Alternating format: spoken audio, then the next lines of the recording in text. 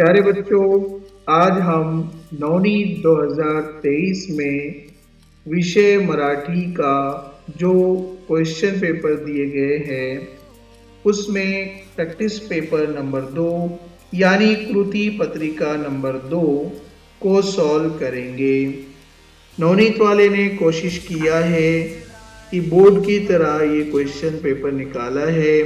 हम उम्मीद कर सकते हैं कि कृति पत्रिका नंबर 1 से 5 तक जितने क्वेश्चन पेपर दिए गए हैं उसमें से बहुत सारा मवाद बोर्ड के एग्जाम में पूछा जा सकता है। लिहाजा हम 1 बाय 1 1 से लेकर 5 तक मॉडल क्वेश्चन पेपर को सॉल्व करेंगे। आज हमारे सामने है कृति पत्रिका नंबर 2 नवनीत 2023 में से। इसमें कुछ पहले हिदायतें दी गई है जो बोर्ड के एग्ज़ाम में हूबहू दी जाती है। मैं शॉर्ट में आपको बता रहा हूँ। उसमें से पहली हिदायत ये है कि जो आकलन कृति और व्याकरण विभाग है इसमें खाके निकालना ज़रूरी है। लिहाजा आप पेन से ही वो खाके निकालें, पेंसिल का इस्तेमाल ना करें। तीसरी हिदायत ये है कि उपयोजित लेखन में आकृतियाँ निकालने की ज़रूरत नहीं है, इसलिए लिहाजा सवाल को उतारा ना जाए, सवाल नंबर डाल दिया जाए और डायरेक्ट जवाब पर आ जाए। उसी तरह से आपसे उम्मीद की जा रही है पॉइंट नंबर 4 में कि साफ सफाई, शफाफियत और ग्रामर के हिसाब से बगैर मिस्टेक किए हुए आप लिखेंगे, इस पर ध्यान देंगे, ऐसी आपसे उम्मीद की जा रही है। यदि अभी तक आपने हमारे school to you YouTube channel को सब्सक्राइब नहीं किया तो सब्सक्राइब कर लें, बेल आइकन को क्लिक कर लें ताकि आपका नए वीडियो की अपडेट मिल सके और वीडियो को लाइक करना ना भूलें। विभाग गद्य में 2 पैराग्राफ पूछे जाते हैं, ये आपको पता ही होगा। इसमें सबसे पहला पैराग्राफ चिल्ड्रन ऑफ हेवन से पूछा गया है और उसमें प्रश्न क्रमांक 1 अ है, पुढील उतार्याच्या आधारे सूचनानुसार कृती करा। ये एक मेन सवाल होता है, इसका कोई जवाब लिखना नहीं होता है। इसका मतलब होता है कि आगे दिए गए पैराग्राफ के सहारे से हिदायत के मुताबिक अमल कीजिए। और इसमें पहला सवाल है और उसका ज़िम्नी पहला सवाल है, आकृति पूर्ण करा यानी खाका मुकम्मल कीजिए। यहाँ पर जो खाके दिए जाते हैं इन आकलन कृतियों में, यहाँ पर आपको खाके बनाना ज़रूरी है। बॉक्स में लिखा हुआ है चित्रपट कथेचे नाव। चित्रपट यानी फिल्म, फिल्म का नाम क्या है। पैराग्राफ में पहली ही लाइन में उसका जवाब हमें दिया गया है, चिल्ड्रन ऑफ हेवन। इसको उठाएंगे, अपना खाका बनाएंगे और उसमें जवाब लिखेंगे। उसी में झैली सवाल नंबर 2 पूछा गया है, 2 भावंडांची नावे। अगर भावंडे का मतलब आपको याद है तो आप इजीली इसका जवाब लिख पाएंगे। भावंडे मतलब भाई बहन, दोनों भाई बहन का नाम क्या था। तो यहाँ पर हमको 2 बॉक्स में 2 नाम लिखना है और पैराग्राफ में आपको पहला नाम यहाँ पर मिल गया और दूसरा नाम यहाँ मिल गया। ये दोनों भाई बहन थे, अली और जहीरा। 3 बॉक्स में 3 लफ्ज लिखने पर आपको 2 नंबर मिल जाएंगे। उसमें दूसरा सवाल है कारण लिहा यानी वजूहात लिखिए और सवाल है, दोन्ही मुलांना घरच्या व बाहेरच्या कामाची आघाडी सांभाळावी लागते कारण। वजूहात लिखना है और इसका मतलब हुआ दोनों भी बच्चों को अपने घर और बाहर के कामों की जिम्मेदारी निभानी पड़ती है, वजूहात।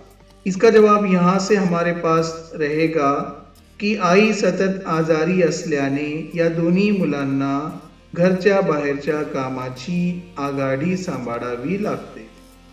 अब यहाँ पर जवाब हम कैसे लिखेंगे, पहले ये पूरी लाइन लिख लेंगे और ये खाली जगह में हम लिखेंगे आई सतत आजारी असल्याने।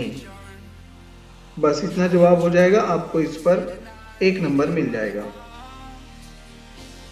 उसके बाद स्वमत पूछा हुआ है यानी जाती राय और ये 3 नंबर के लिए पूछा हुआ है और सवाल है, तुम्ही आणि तुमच्या भावंडांमधील प्रेम दाखवणारा एखादा प्रसंग लिहा। इस सवाल का मतलब ये होता है कि तुम और तुम्हारे भाई बहन में प्यार को बताने वाला एक कोई वाकया लिखिए। प्रसंग यानी वाकया। अब हमको वाकया लिखना है यहाँ पर। उस पर 3 नंबर दिए गए हैं।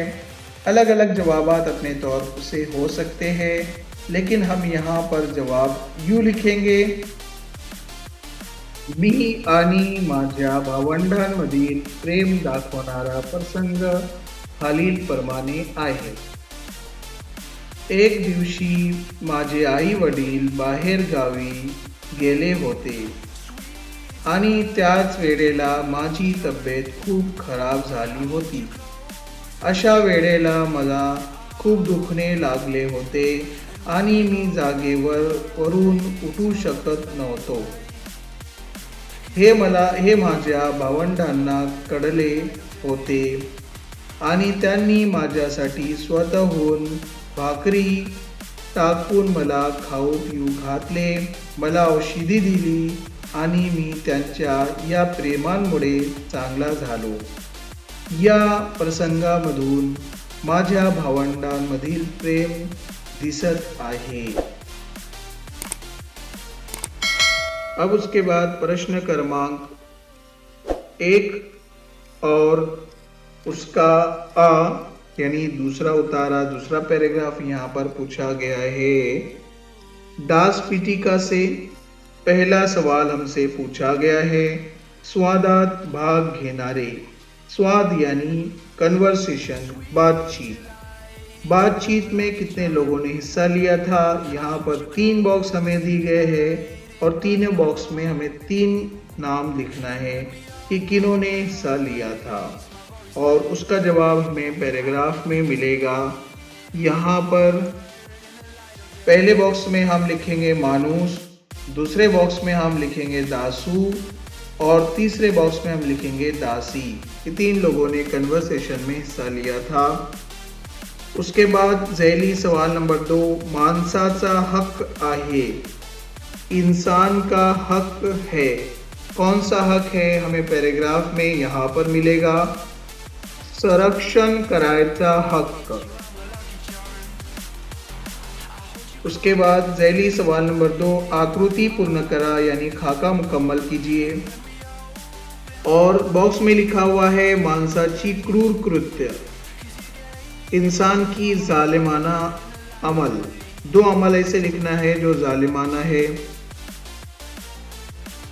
और उसका जवाब हमें पैराग्राफ में यहाँ मिलेगा। पहले बॉक्स में हम लिखेंगे झाडांची फळे तोडतो, और दूसरे बॉक्स में हम लिखेंगे प्राणी मारून खातो।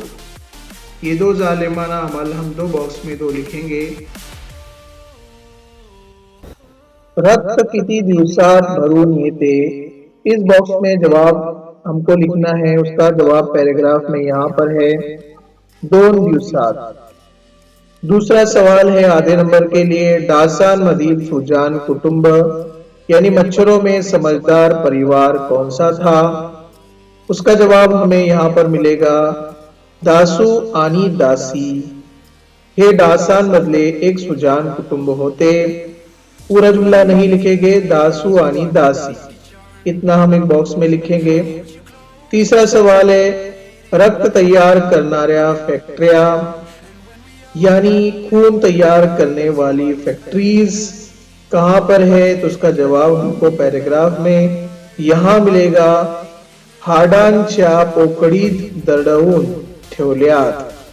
ठीक है, या तो फिर हाडांच्या पोकळीत, इतना भी जवाब लिखेंगे तो चलेगा। उसके बाद सवाल नंबर 4 है माणसांचे जैविक कर्तव्य यानी इंसानों का हक। उसका जवाब हमें पैराग्राफ में ढूंढना है और इस बॉक्स में लिखना है। उसका जवाब हमें यहाँ पर पैराग्राफ में मिलेगा। उसके बाद यहाँ से विभाग 2 पद्य शुरू होता है यानी नज़म का हिस्सा शुरू होता है, और हमें नज़म पूछी गई है खोप्या मदी खोपा, और उसमें सबसे पहला सवाल हमें दिया हुआ है झैली सवाल नंबर 1 फर्क लिहा यानी फर्क लिखना है सुगरन में और मानुस में। इस कविता में यहाँ मिलेगा ये वाला स्टांजा। सुगरन में हम लिखेंगे तिची उलूसी चोच तेज दांत तेज ओठ, उसकी छोटी सी चोच वही दांत और वही ओठ, ये सुगरन के बॉक्स में लिखेंगे।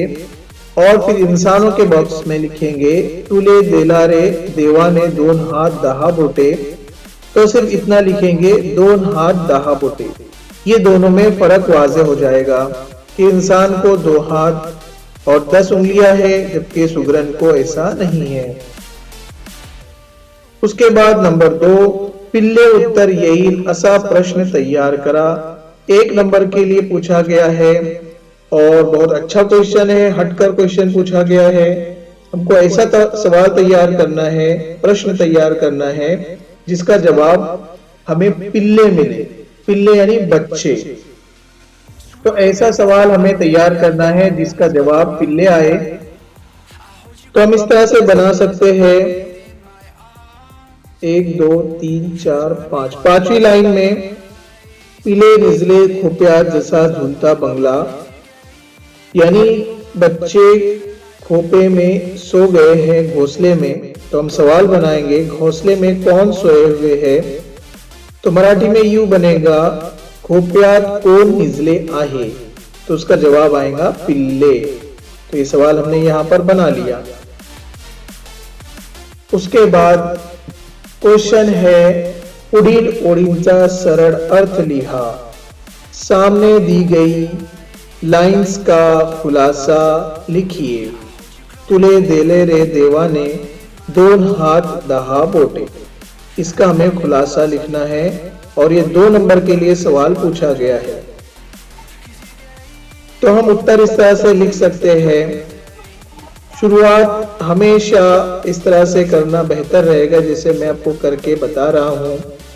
सवाल नंबर हमने डाला 2 और उत्तर डाला, और फिर लिखेंगे हम सदर ओळी खोप्यामधी खोपा ही कवितेमधून घेतलेली आहे। या कवितेमध्ये कवीने विपुल लेखन केले आहे। सदर ओळीचे सरल अर्थ खालील प्रमाणे आहे। ये एक मसाले के तौर पर हम ये जुमले इस्तेमाल कर सकते हैं। हमेशा सरल अर्थ 100 मत में जुमले इस्तेमाल कर सकते हैं। अब इतना लिखने के बाद हम लिखेंगे कवी या ओळीमध्ये सांगित आहे।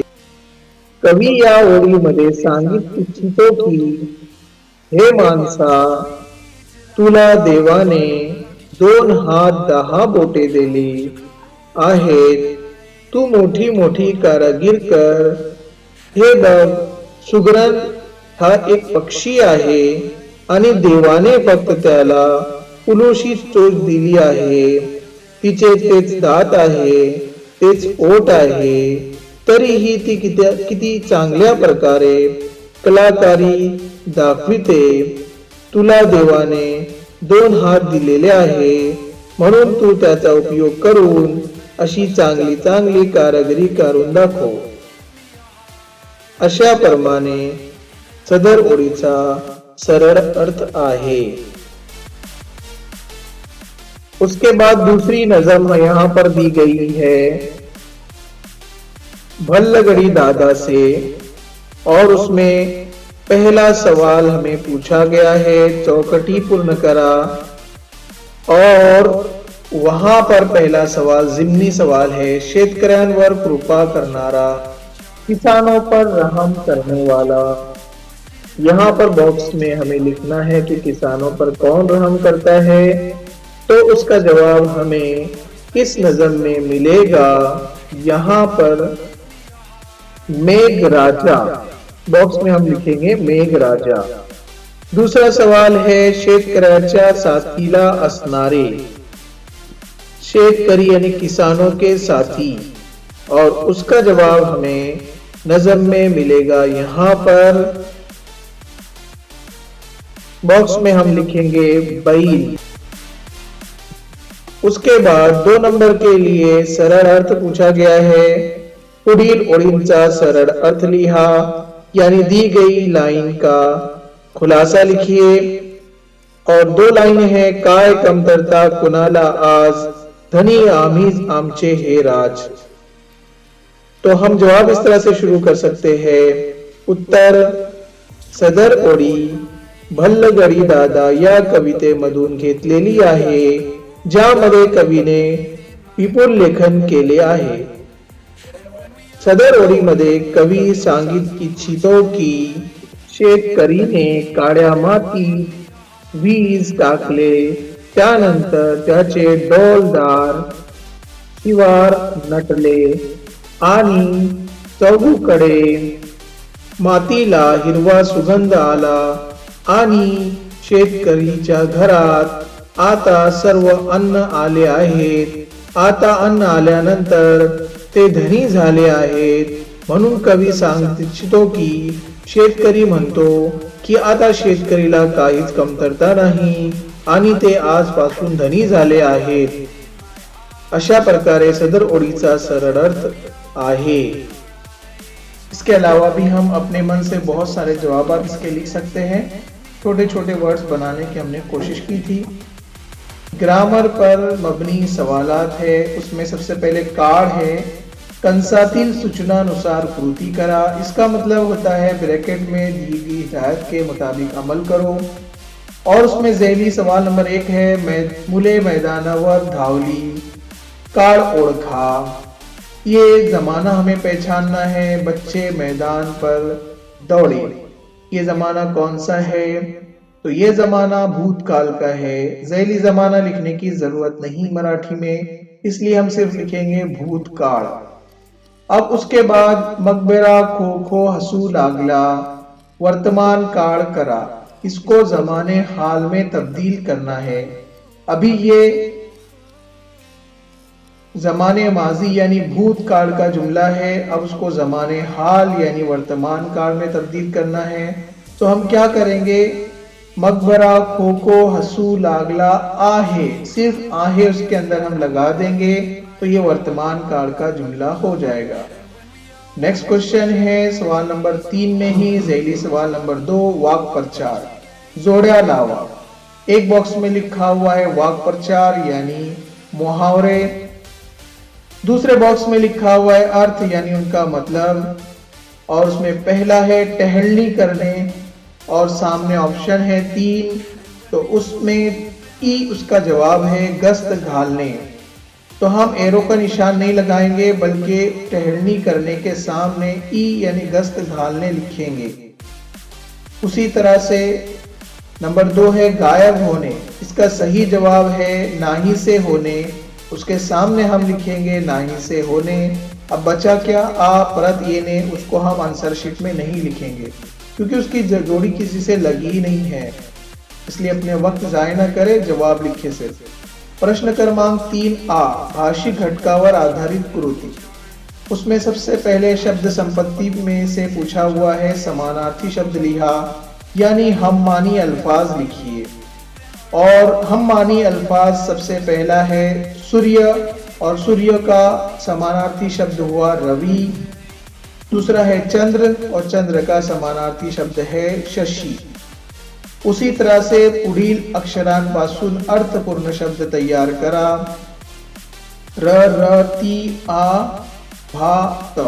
तो यहाँ पर ये 1 नंबर के लिए सवाल पूछा हुआ है, तो हमें ज्यादा से ज्यादा कम से कम 3 और ज्यादा से ज्यादा हम 2-4 इसको बना लें ताकि हमारा नंबर ना कटे। तो इसमें हम सबसे पहले बनाएंगे भात यानी चावल, फिर उसके अंदर हम बना सकते हैं आत यानी अंदर, उसके बाद बना सकते हैं आरती, उसके बाद हम बना सकते हैं भारती, और बहुत सारे वर्ड बना सकते हैं, लेकिन 4 काफी है, हालांकि 2 ही बनाना है। अचूक शब्द ओळखा यानी सही शब्द लिखो और उस सही शब्द को उठाकर अपने आंसर शीट में लिखना है। चारों के चारों वर्ड्स हमको नहीं लिखना है, और इसमें सही शब्द है, ये सही वर्ड हम उठाकर अपने आंसर शीट में लिख देंगे। उसके बाद सवाल नंबर 3 है नावान समोर विराम चिन्ह लिहा।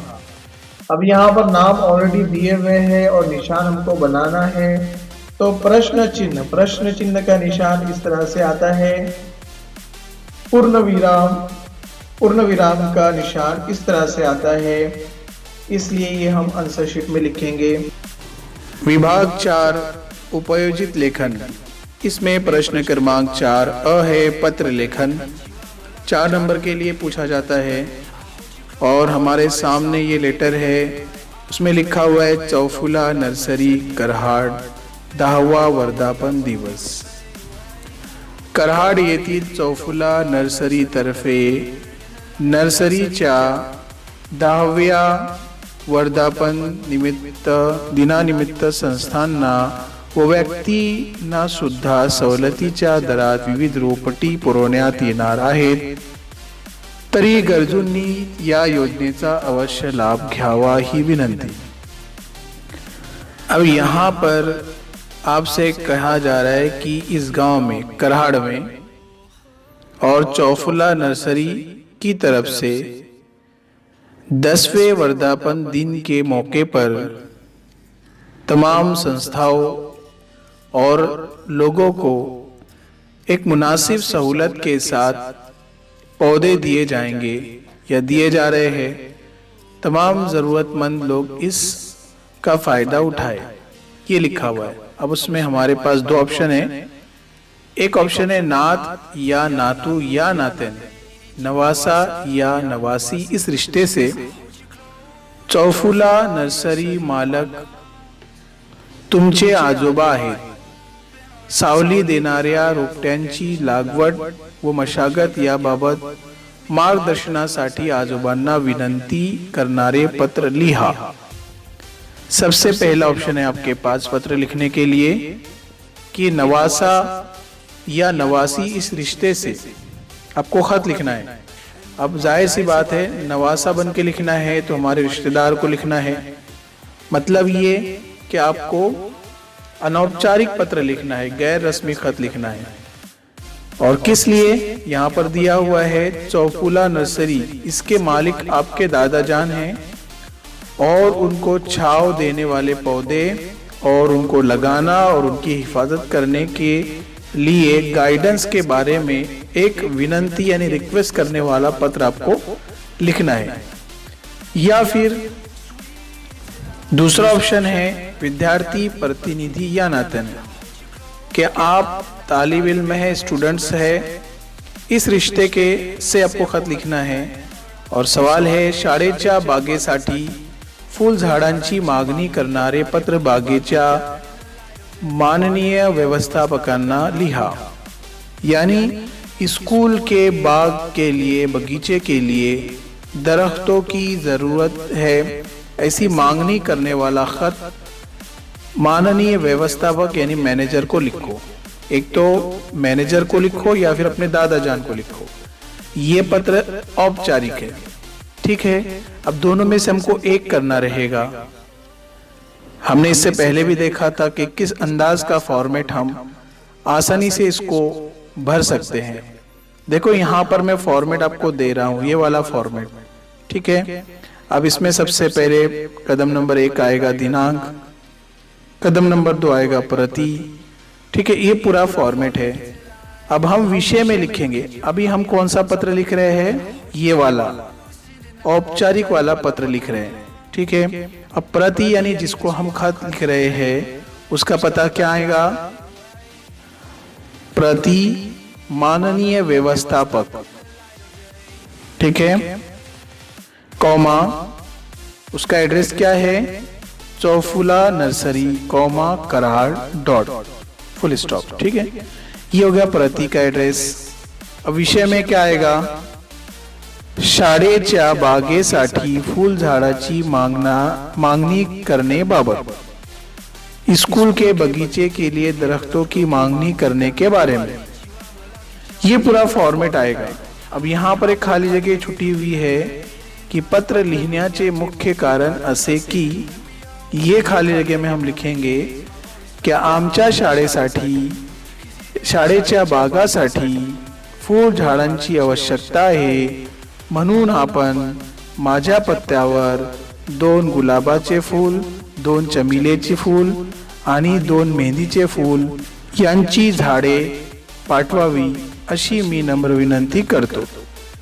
ये आपका लेटर पूरा कंप्लीट हो गया। यहाँ पर शर्त है कि आपको पूरा फॉर्मेट याद रहना चाहिए, या फिर अपने अंदाज में भी आप अपना पत्र जो गाइड वगैरह में है लिखा हुआ अपने अंदाज में आप लिख सकते हैं, बस स्टेप सही रहना चाहिए।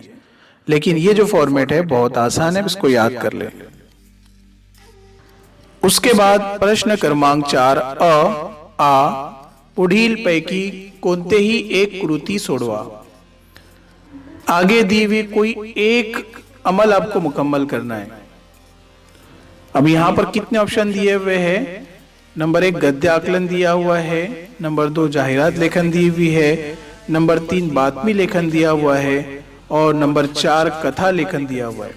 4 ऑप्शन में से आपको एक कंप्लीट करना है, ठीक है। हालांकि हमको तो 4 हम सॉल्व करेंगे, लेकिन आपको इसमें से चारों में से एक करना है। याद रखिए, चारों भी सॉल्व करेंगे तो आपको 4 नंबर मिलेंगे, और चारों में से एक भी सॉल्व करेंगे आप तो 4 नंबर मिलेंगे। लिहाजा अपना वक्त बर्बाद न करें, चारों में से एक हमको करना है। अब पहला है, पुढील उतार्या वाचून त्यावर असे 4 प्रश्न तयार करा की ज्यांची उत्तरे प्रत्येकी एका वाक्यात येतील। गद्य आकलन है, 4 सवालात बनाना है जिसके जवाबात चेकर को एक जुमले में मिल जाए, जवाबात लिखने की जरूरत नहीं, ये उसकी कंडीशन है। हम पहला सवाल बनाएंगे पहली लाइन से, आळशी माणूस हा सतत आरामाची अपेक्षा करीत असतो। ये इसमें लाइन है। सवाल कैसे बनेगा? कोण सतत आरामाची अपेक्षा करीत असतो। आळशी माणूस इतना निकल जाएगा, इसके जगह लिखेगा कौन। कौन मराठी में माने होते कौन, कौन, और लास्ट में सवालिया निशान लगेगा। उसके बाद दूसरी लाइन है, तरह खरा काम करनारा माणूस आराम हराम है असे मानतो। ये इसमें लाइन दी हुई है, लेकिन सवाल हम बनाएंगे।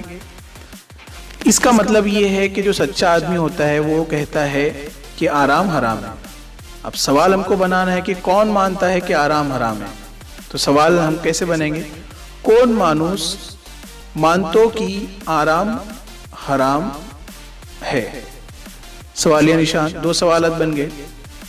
उसके बाद की लाइन है, रात्रीची 5-6 तास झोप ही विश्रांतीसाठी पुरेशी असते। रात की नींद 5-6 घंटे भी आराम के लिए बहुत काफी होती है। तो सवाल हम बनाएंगे कि कब की नींद आराम के लिए काफी होती है। तो हम यहां लिखेंगे, कोणती झोप विश्रांतीसाठी पुरेशी असते। कौन सी नींद आराम के लिए काफी होती है, और सवालिया निशान हम लगा देंगे। 3 सवालात बन गए 2 लाइन में। बहुत इजी क्वेश्चन आता है ये गद्य आकलन का।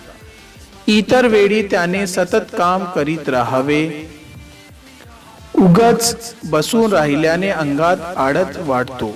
ये वाली लाइन देखो, उगाच बसून राहिल्याने अंगात आळस वाढतो। फालतू में बैठे रहने से हमारे जिस्म में सुस्ती पैदा होती है। तो हम सवाल बनाएंगे कि बैठे रहने से क्या बढ़ता है। तो सवाल कैसे बनेगा? उगाच बसून राहिल्याने अंगात काय वाढतो, और सवालिया निशान कि ऐसे ही बैठे रहने से जिस्म में क्या बढ़ता है। देखो यहाँ पर हमने 4 सवालात बनाए, इसमें आप कई सवालात बना सकते हो। 2 एक्स्ट्रा बना दो ताकि हमारा एक आधा गलत आ गया तो वहां कवर हो जाए। उसके बाद जाहिरात लेखन है, यानी एडवर्टाइजमेंट इश्तिहार नवेसी। सवाल है, पुढील विषयावर आकर्षक जाहिरात तैयार करा। दिए गए मजमून यानी टॉपिक पर एक मौसर जाहिरात आपको बनाना है। जेवन पुरवनारी खानावड़, यानी खाना देने वाला या होटल है, खानावड़ है, उसके ताल्लुक से हमें एडवर्टाइजमेंट बनाना है। तो हम कैसे करेंगे? एक बॉक्स लेंगे, तीनों तरफ लिखेंगे खुश खबर, खुश खबर, खुश खबर। बीच में लिखेंगे पहिले अंदाज आपल्या एरिया मध्ये, फिर डॉट डॉट डॉट, और हम लिखेंगे जेवन पुरवनारी खानावड़। फिर लिखेंगे हम नीचे वैशिष्ट्य लिखेंगे, उपयुक्त खानावळ, चांगली खानावळ, फक्त 10 रुपये मध्ये पोटभर, 24 तास सुरू। अब उसका एड्रेस लिखेंगे, संपर्क और उसके बाद उसका पूरा एड्रेस लिखेंगे। इस अंदाज में आपका पूरा एडवर्टाइजमेंट खूबसूरत अंदाज में तैयार हो जाएगा। ये भी बहुत आसान होता है, 4 में से 4 नंबर मिल सकते हैं। उसके बाद बातमी लेखन यानी न्यूज रिपोर्टिंग होती है। तुमच्या शाळेत साजऱ्या झालेल्या वाचन प्रेरणा दिनाची बातमी लिहा। तुम्हारे स्कूल में तरगीब हुआ है, वो दिन गुजरा है, उसके लिए एक मुनासिब बातमी यानी न्यूज तैयार करो। इससे पहले हमने ये देख चुका है, रिपीट हुआ है क्वेश्चन, आप देख ले पिछला वीडियो। उसके बाद कथा लेखन यानी कहानी लेखन। हमें कहानी लिखना होती है। सबसे पहले कहानी लेखन के बारे में याद रखें कि कहानी को उन्वान दे और लास्ट में तात्पर्य यानी सीख जरूर लिखे। ठीक है, अभी कहानी कौन सी है देखो, मुद्दे दिए हुए, एक कोल्हा, भूक लागते, द्राक्षाची बाग, खाण्याची इच्छा, द्राक्षाची वेल, उंच उड्या मारतो, थकतो, आंबट द्राक्षे नकोत, तात्पर्य। अब ये कहानी कौन सी है आपको पता है? एक कोल्हा रहता है, उसको भूख लग जाती है और उसको अंगूर का एक बाग दिखाई देता है, उसको खाने की ख्वाहिश होती है, लेकिन वो बेल बहुत ऊपर होती है, बहुत जंप लगाता है, लेकिन उसको नहीं मिलता। आखिरकार में उसको कहता है कि यार जाने दो, अंगूर बहुत खट्टे हैं, और वहाँ से निकल जाता है। तो उसके बारे में कहानी हमको लिखना है। जैसे मैं थोड़ा स्पीड के साथ आपको बताता कि कहानी कैसे बनेगी। सबसे पहले हम उन्वान देंगे इस कहानी को, आंबट द्राक्षी, खट्टे अंगूर, या फिर कोल्हा, भूखा कोल्हा, ऐसे बहुत सारे उन्वान हम दे सकते हैं। शुरुआत करेंगे। एका दिवशी एक कोल्हा जंगलातून जात होता, त्याला खूप भूक लागली होती। त्याच्या पोटात उंदीर उंचे उड्या मारत होते। त्याला जवळच एक द्राक्षाचे बाग मिळतो आणि ते पाहून कोल्ह्याच्या तोंडात पाणी सुटते। द्राक्ष खाण्याची इच्छा त्याच्या मनात उभवते आणि तो द्राक्षाच्या वेलीकडे जातो, पण द्राक्षाची वेल खूप उंच असते। उंच असल्याने तो जोरजोरात उड्या मारतो। उड्या मारताना किती वेळा ते उड्या मारतो आणि त्याच्या तोंडात एक पण द्राक्ष येत नाही। तो खूप थकून जातो। शेवटी थकल्यानंतर तो सांगतो, छे, हे द्राक्ष तर आंबे आहेत, हे द्राक्ष तर आंबट आहे, ते आपल्याला नकोत। और उसका तात्पर्य यानी सीख हमको यहाँ लिखना रहेगी। इस तरह से कहानी यहाँ पर खत्म हुई, आपको 4 नंबर मिल जाएंगे। उसके बाद निबंध लेखन यानी मजमून नवेसी। ठीक है, पुढील कोणत्याही एका विषयावर निबंध लेखन करा। आगे दिए गए किसी एक टॉपिक पर निबंध लेखन यानी मजमून नवेसी हमको करना है 4 नंबर के लिए। 2 ऑप्शन दिए गए हैं, एक वर्णनात्मक निबंध है और एक आत्मकथात्मक निबंध है। ठीक है, वर्णनात्मक निबंध में है माझा आवडता प्राणी, मेरा पसंदीदा जानवर। उसके लिए हमको क्या करना है? वर्णन करना है, वो कैसा दिखता है और वो चलता कैसा है, दौड़ता कैसा है, खूबसूरत है, बदसूरत है, कलर कैसा है, मोटा है, पतला है, जैसा भी वर्णन करना है। फिर विशेषता, उसकी खुसूसियत बताना है हमको, और आवडण्याची कारण है, वो आपको क्यों पसंद आता है वो लिखना है। ये माझा आवडता प्राणी आपको गाइड वगैरह में मिल जाएगा, आप अच्छी तरह से देख लेंगे। ठीक है, हमारे पास वीडियो लंबा हो जाएगा, इसलिए मैं यहाँ पर तफसील में नहीं बता रहा हूँ, ये सिर्फ आपको हिंट्स है, आपको थोड़ा बहुत गाइड में भी देखना पड़ेगा। आत्मकथन निबंध यानी आप बीती हमको लिखना है। मी क्रीडांगण बोलत आहे, मैं खेल का मैदान बोल रहा हूँ।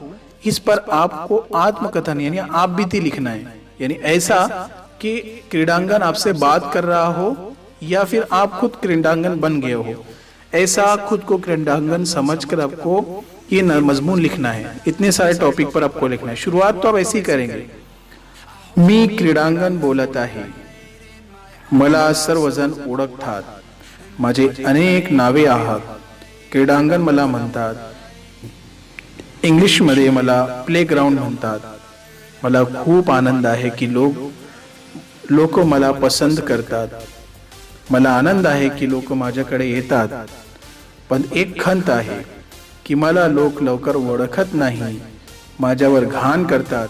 यानी हर चीज आपको कैसे बोलना है कि मैं क्रीडांगन हूँ, मुझे बहुत खुशी होती है, मुझे बहुत अफसोस होता है, मैं मुझे, ऐसे आपको इस्तेमाल करना है। तो मुझे उम्मीद है कि आपको ये पूरा पेपर समझ में आ गया होगा। यदि अभी तक आपने हमारे school to you YouTube channel को सब्सक्राइब नहीं किया तो सब्सक्राइब कर लें, बेल आइकन को क्लिक कर लें ताकि आपको नए वीडियो की अपडेट मिल सके और वीडियो को लाइक करना ना भूलें।